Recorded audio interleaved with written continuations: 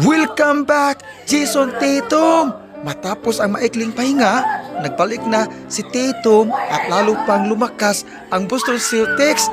Mga idol, kahit wala pa siya sa ilang laro, nanatili pa rin playoff contender ang Celtics at sa kasalukuyan sikansid sila sa Eastern Conference. Ngayon, bumalik na si Tatum, mas lalo pang nagiging delikado at mahirap kalabanin ang Boston sa National Basketball Association.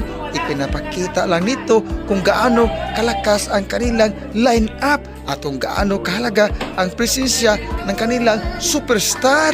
Mga idol, kung ganito ang takbo ng laro ng Celtics, siguradong malaking banta sila sa playoffs at posibleng umaabot hanggang sa NBA Finals. Abangan, baka masungkitan ni Idol Jason Tatum ang kaniyang pangalawang